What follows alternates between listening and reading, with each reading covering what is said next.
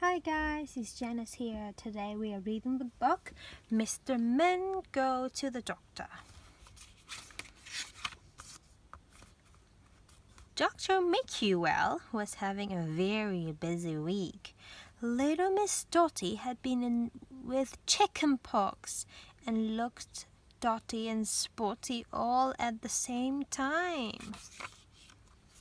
Mr. Worry had worried that he had chicken pox too, but it turned out to be a spot of strawberry jam.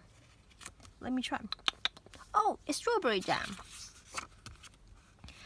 Mr. Bump had bumped his head and his foot and his thumb. Mr. Forgetful had been in, but he could not remember what was wrong. Oh, little Mr. Forgetful. So he went on where he remembered what was wrong and went back to the doctor, where he promptly forgot again.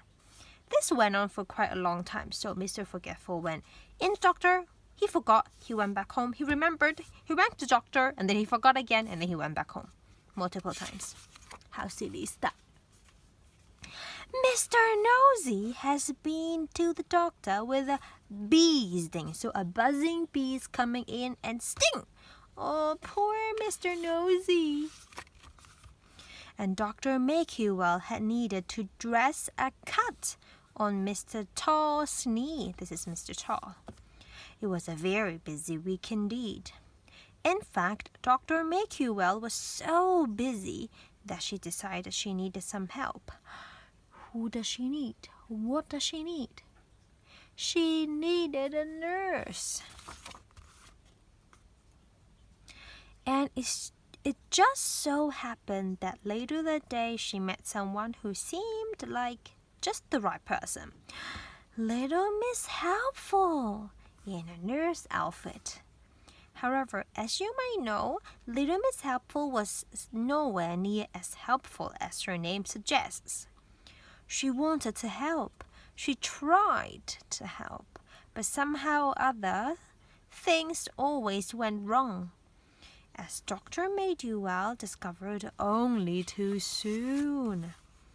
Mr. Sneeze came into the surgery with hay fever, so he was always sneezing.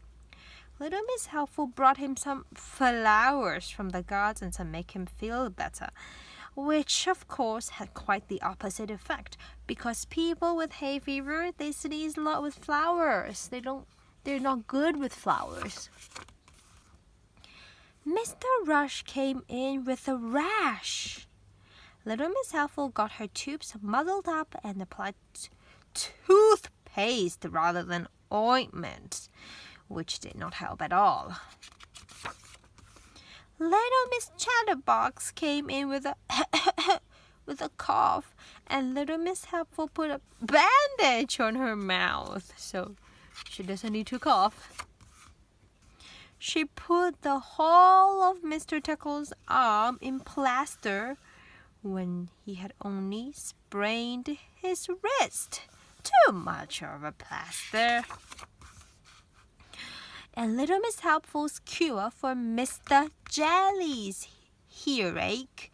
So, Mr. Jelly's ear feels painful. Did nothing to help Mr. Jelly's nerves. It was chaos.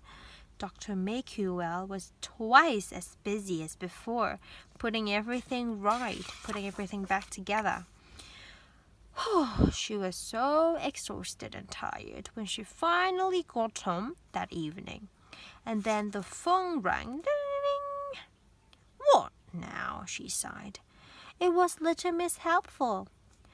I've caught a cold, said Little Miss Helpful. I'm so sorry. I can't come in to work tomorrow. Then Dr. McEwell replied her.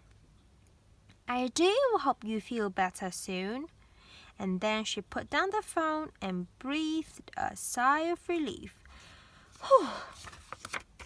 Now, that's just what the doctor would have ordered, she said to herself.